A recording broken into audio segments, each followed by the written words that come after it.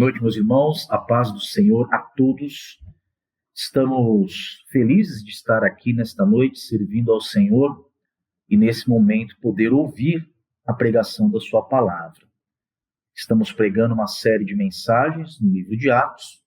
Estamos no capítulo 2, quando Lucas relata os acontecimentos do dia da festa de Pentecostes, ocasião em que a promessa de Cristo se cumpriu, quando o Pai enviou o Espírito Santo.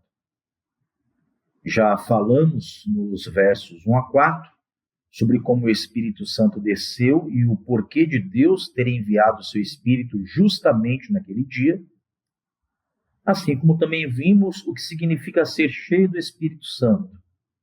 Na última mensagem, falamos nos versos 5 a 13 sobre o enchimento do Espírito na vida daqueles discípulos e o que aquilo produziu, como também que o dom de línguas dado àqueles discípulos era a capacidade de falar em idiomas de outras nações.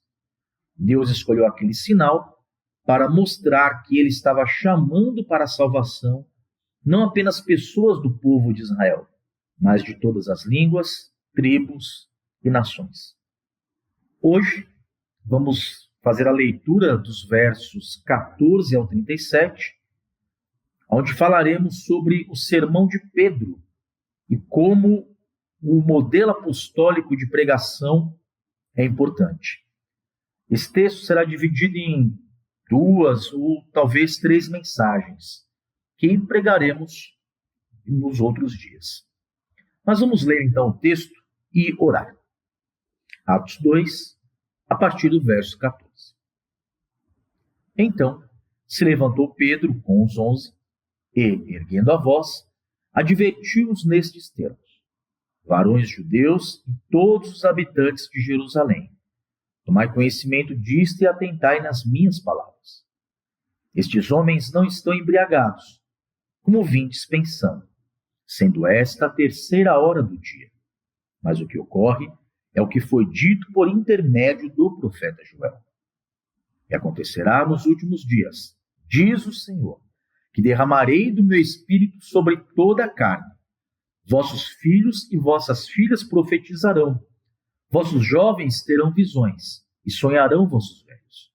Até sobre os meus servos e sobre as minhas servas derramarei do meu espírito naqueles dias e profetizarão. Mostrarei prodígios em cima no céu e sinais embaixo na terra: sangue, fogo e vapor de fumaça. O sol se converterá em trevas e a lua em sangue, antes que venha o grande e glorioso dia do Senhor. E acontecerá que todo aquele que invocar o nome do Senhor será salvo. Varões israelitas, atendei a estas palavras. Jesus, o Nazareno, varão aprovado por Deus diante de vós com milagres, prodígios e sinais, os quais o próprio Deus realizou por intermédio dentre vós, como vós mesmos sabeis. Sendo este entregue pelo determinado desígnio e presciência de Deus, vós o matastes, crucificando-o por mãos de iníquos, ao qual, porém, Deus ressuscitou, rompendo os grilhões da morte, porquanto não era possível fosse ele retido por ela. Porque a respeito dele diz Davi: diante de mim via sempre o Senhor, porque está à minha direita, para que eu não seja abalado. Por isso se alegrou o meu coração, e a minha língua exultou. Além disto, também a minha própria carne repousará em esperança. Porque não deixarás a minha alma na morte, nem permitirás que o teu santo veja a corrupção. Fizeste-me conhecer os caminhos da vida, encher-me-ás de alegria na tua presença. Irmãos, seja-me permitido dizer-vos claramente a respeito do patriarca Davi, que ele morreu e foi sepultado, e o seu túmulo permanece entre nós até hoje. Sendo, pois, profeta e sabendo que Deus lhe havia jurado que um dos seus descendentes se assentaria no seu trono, prevendo isto, referiu-se à ressurreição de Cristo, que nem foi deixado na morte, nem o seu corpo experimentou corrupção. A este Jesus Deus ressuscitou, do que todos nós somos testemunhas. Exaltado, pois, à destra de Deus, tendo recebido do Pai a promessa do Espírito Santo, derramou isto que vedes e ouvis. porque Davi não subiu aos céus, mas ele mesmo declara: disse o Senhor ao meu Senhor, assenta-te à minha direita, até que eu ponha os teus inimigos por estrado dos teus pés. Esteja absolutamente certa, pois, toda a casa de Israel, de que a este Jesus, que vós crucificastes, Deus o fez Senhor e Cristo. Ouvindo eles estas coisas, compungiu-se-lhes o coração e perguntaram a Pedro e aos demais apóstolos: que faremos, irmãos? Uma leitura extensa, mas profundamente rica.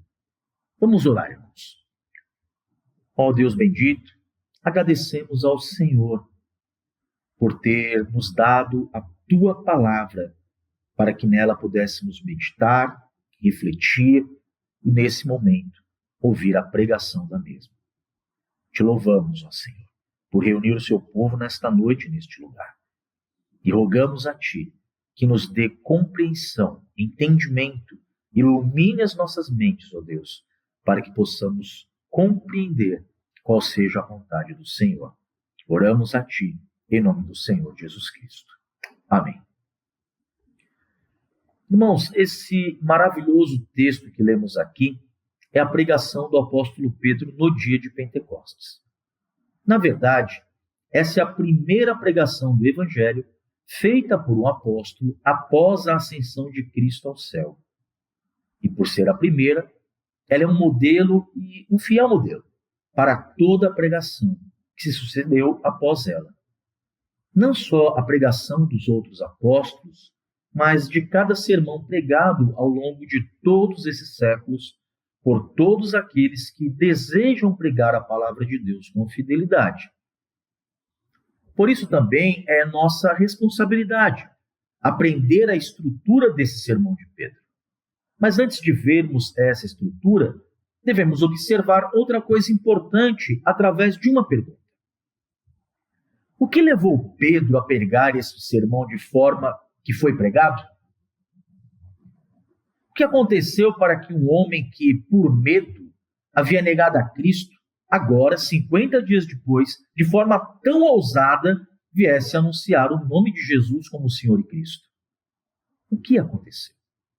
A resposta está aí mesmo, no capítulo 1, no verso 8.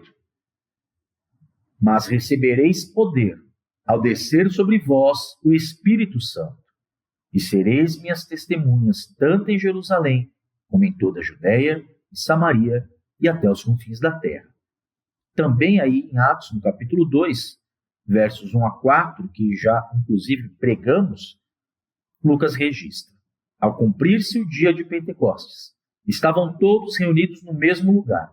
De repente, veio do céu um som, como de um vento impetuoso, e encheu toda a casa onde estavam assentados. E apareceram, distribuídas entre eles, línguas como de fogo, e pousou uma sobre cada um deles. Todos ficaram cheios do Espírito Santo, e passaram a falar em outras línguas, segundo o Espírito lhes concedia que falassem. E também, no capítulo 4, se você puder abrir, versos 5 ao verso 13, observe bem o que ainda vai ser registrado. No dia seguinte, reuniram-se em Jerusalém as autoridades, os anciãos e os escribas, como o sumo sacerdote Anás, Caifás, João, Alexandre e todos os que eram da linhagem do sumo sacerdote. E, pondo-os perante eles, os arguiram: com que poder ou em nome de quem fizestes isso?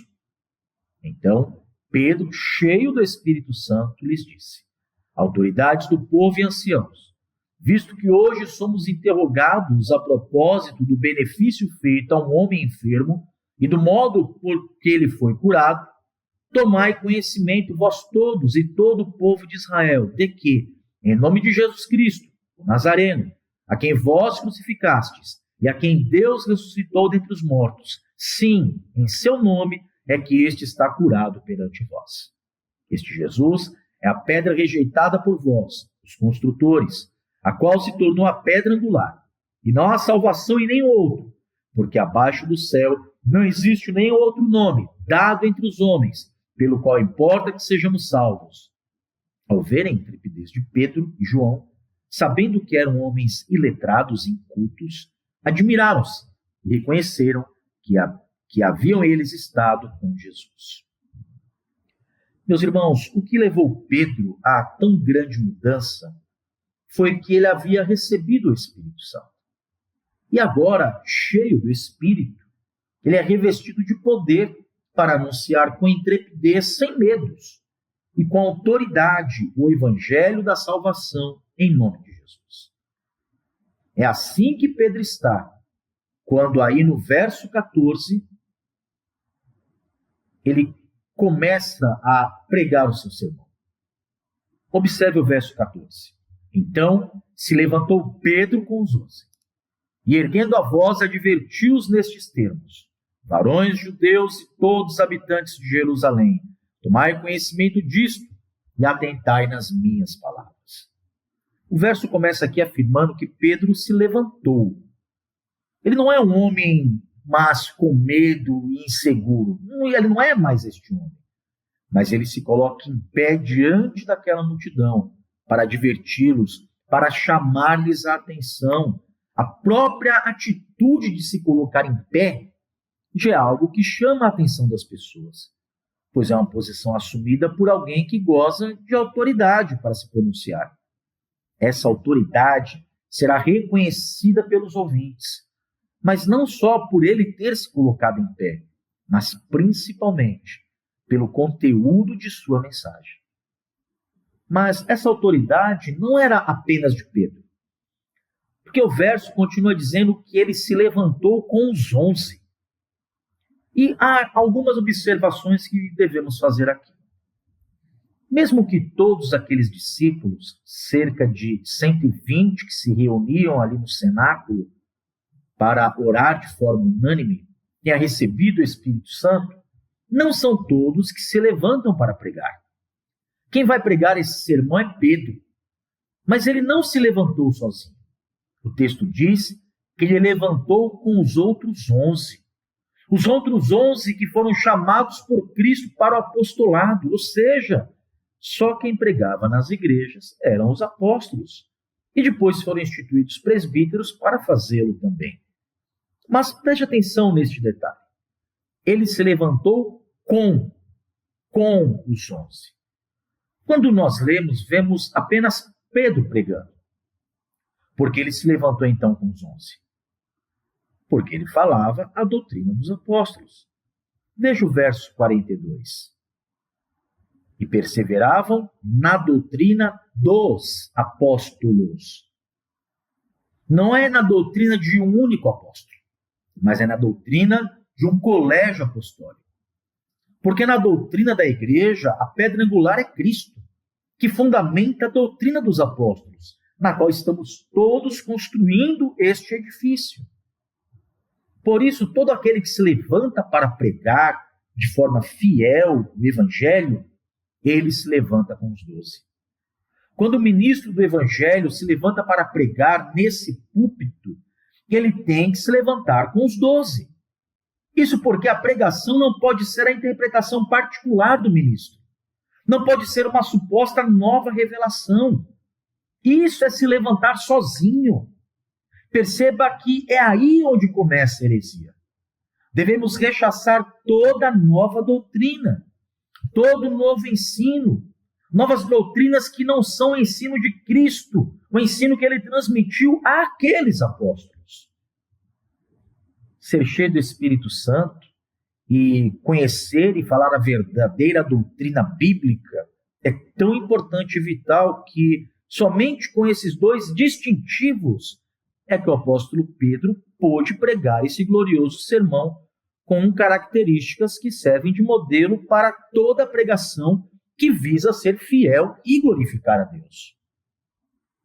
Ele começa o seu sermão erguendo a voz, advertindo aquela multidão que estava ali reunida, dizendo que eles têm que tomar conhecimento, saber, ter os olhos abertos para uma verdade. E essa verdade seria conhecida por eles se eles se atentassem a tudo que ele iria dizer. Então ele ergue a voz, ele adverte dizendo que se atentem. E atentai é muito mais do que prestar atenção. Neste verso, a palavra grega para atentai, ela tem muito mais força. Ela se refere a uma ordem dada para o ouvinte acolher o que vai ser dito.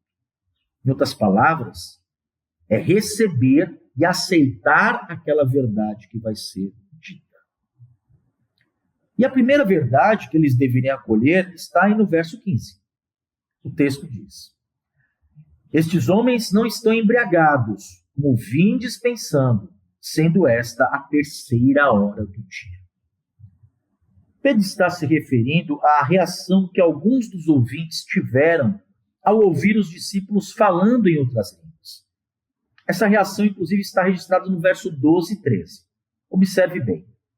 Todos, atônitos e perplexos, interpelavam uns aos outros. Que quer isto dizer? Outros, porém, zombando, diziam: estão embriagados. Apenas recapitulando, para quem não estava aqui na última mensagem. Aí no capítulo 2 temos o relato da descida do Espírito Santo no dia da festa de Pentecostes.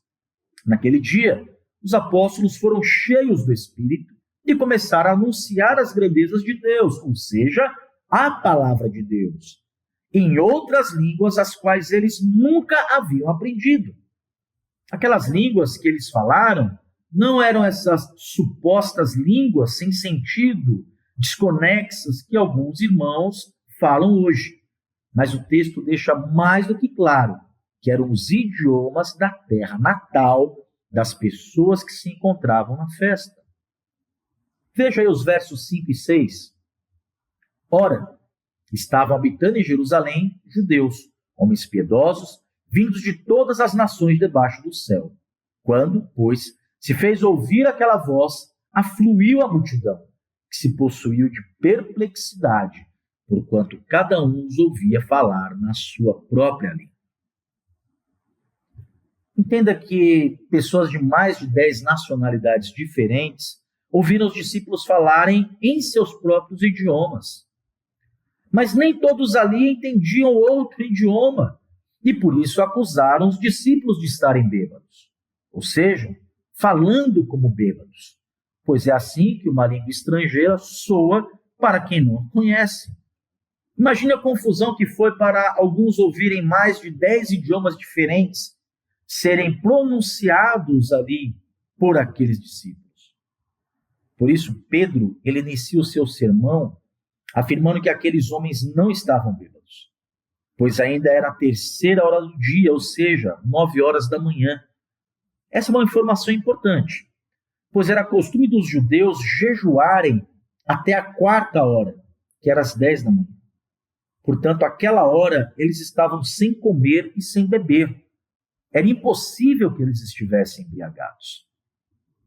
Assim, Pedro aproveita aquele momento não apenas para rechaçar aquela zombaria, mas também faz uso da situação para demonstrar, através da Escritura, que Jesus, aquele a quem aquelas pessoas tinham concordado com a morte, era o Cristo e o Senhor prometido, e fora ele que havia enviado o seu Espírito para operar aquele grandioso sinal que estavam ali presenciando. E para começar a demonstrar essa verdade, Pedro faz uso da própria Escritura do Antigo Testamento, começando a expor e aplicar textos do livro de Joel e do livro de Salmos. Com isso, a pregação de Pedro já traz uma característica primordial como modelo. O conteúdo do seu sermão era a Escritura de Deus.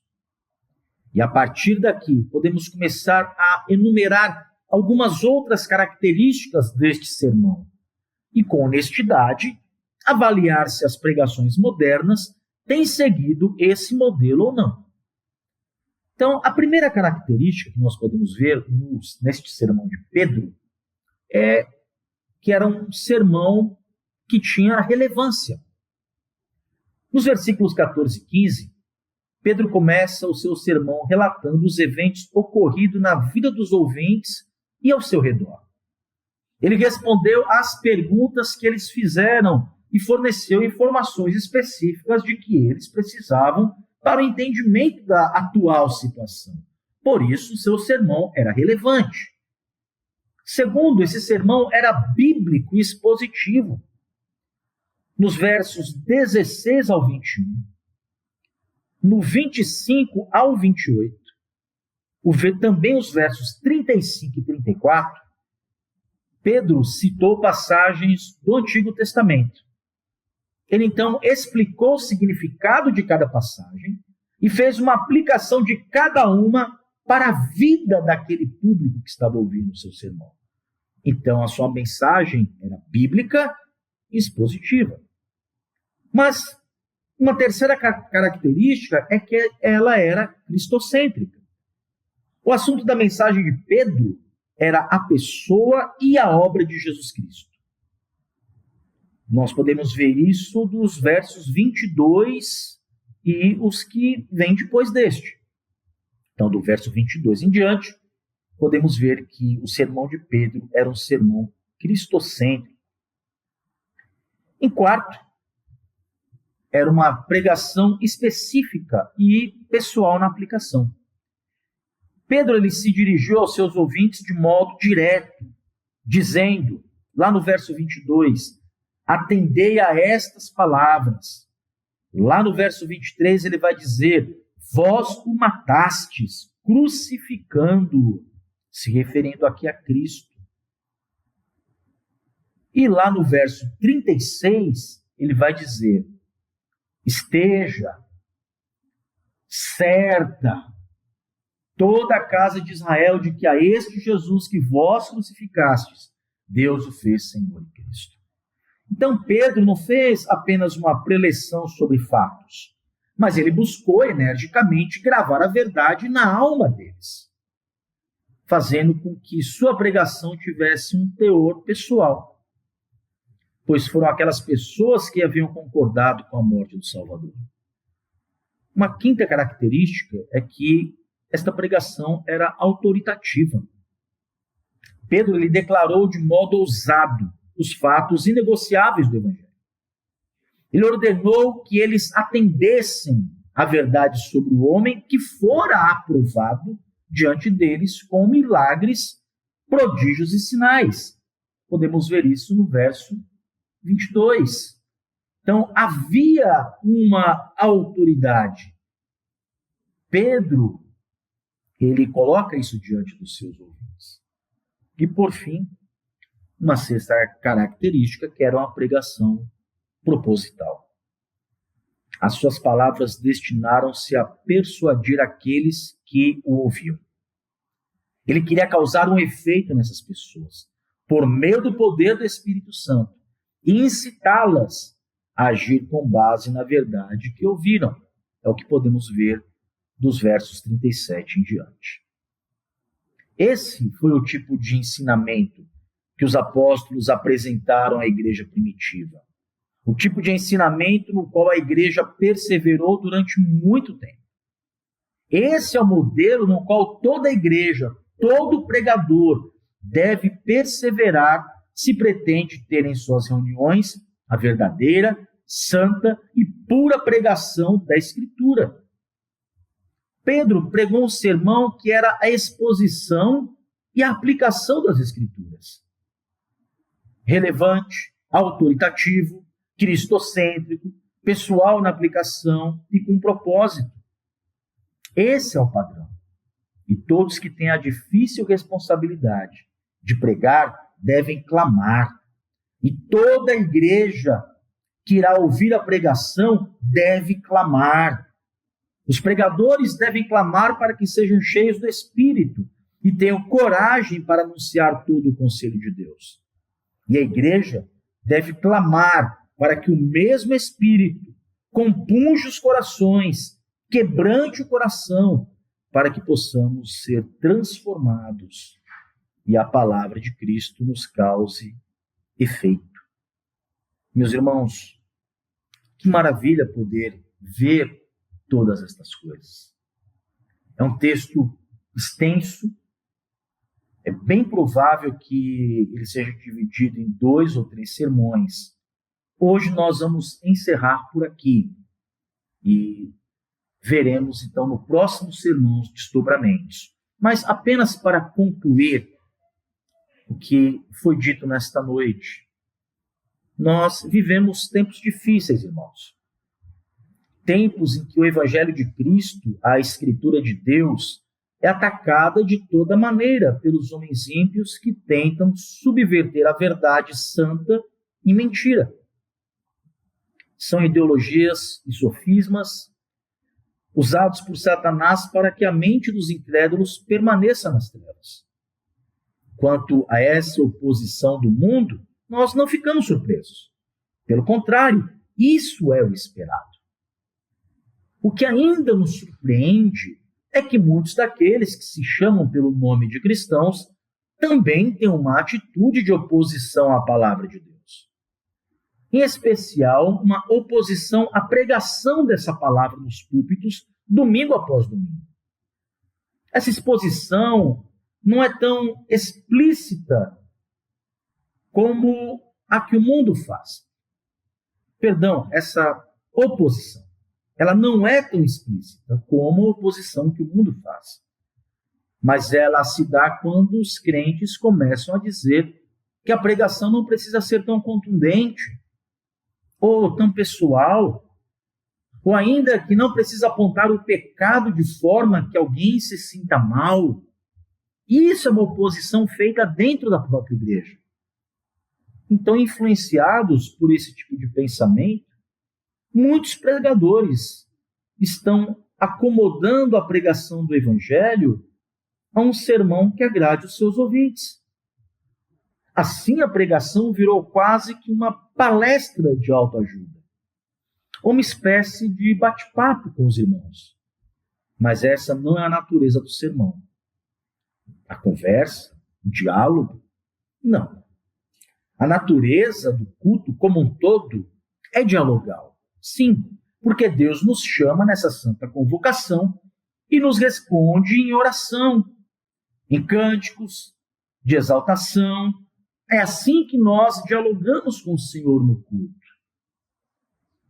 E mais uma vez o Senhor nos chama quando nos aponta a lei e diz que nós pecamos. E nós respondemos em oração, em cânticos de contrição. Ele nos chama e nós respondemos. E assim a liturgia vai sendo desenvolvida ao longo do culto. Mas, na pregação da palavra, aquele ponto culminante do culto, no sermão de exposição da Escritura, não há um diálogo. Já houve um diálogo desde a abertura do culto. Mas na hora da pregação, o que existe é um monólogo, onde eu e você ouvimos a voz do Senhor através da pregação. A única resposta que damos à pregação é a aceitação e implementação em nossas vidas daquilo que Deus requer de cada um de nós. A estrutura da pregação é essa. Mas as pessoas têm tentado amenizar o tom da pregação, fazendo dela uma mensagem totalmente impessoal, que se aplica a todos ao mesmo tempo em que não se aplica a ninguém. Onde o pecado é genérico, não passa de má conduta social. O resultado disso na igreja é que muitas famílias cristãs estão desestruturadas. Irmãos parecem estar anestesiados no pecado. Conceitos que antes eram impensáveis no meio da igreja, hoje são tolerados, com o passar do tempo, aceitos, e depois serão até institucionalizados. Quando isso começa? De onde vem essa derrocada? Essa derrocada começa no púlpito. O esvaziamento do evangelho na pregação da palavra é o começo do fim de uma igreja. Você pode ter em uma igreja pessoas que não aceitam o verdadeiro evangelho. Mas se o púlpito não ceder aos caprichos dos pregadores e ao ego dos ouvintes, A verdadeira igreja, às vezes compostas de alguns irmãos que amam a verdade e de um pastor que sustenta fielmente a pregação do evangelho, essa igreja permanecerá firme, pois está alicerçada na rocha que é Cristo. Ao passo que também uma igreja onde o pregador troca a pregação da verdade para começar a falar daquilo que alivia a coceira no ouvido dos ouvintes, que afaga os seus egos, ainda que haja ali irmãos fiéis, essa igreja será engolida por este mundo. É através da pregação fiel da Escritura, irmãos, por homens cheios do Espírito Santo, que o nome de Cristo vai ser anunciado com a honra e a glória que lhes são devidas. É através de sermões como este de Pedro que o Senhor vai salvar pecadores e trazer crescimento numérico e espiritual à sua igreja. Por fim, meus irmãos, eu, você, todos nós que fazemos parte desta congregação presbiteriana em Jabaquara, nós devemos continuar insistindo, irmãos, na pregação das Escrituras.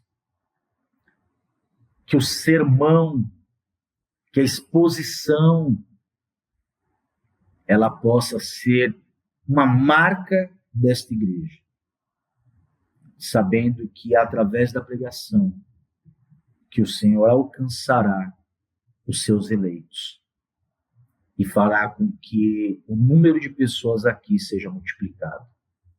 Quem fará é Deus. E o meio ordenado que Ele usará, o meio ordinário instituído por Deus, é a pregação fiel da sua Escritura. Então, que possamos perseverar, meus irmãos, na pregação e no ouvir a pregação da palavra. Que Deus nos abençoe. Vamos orar.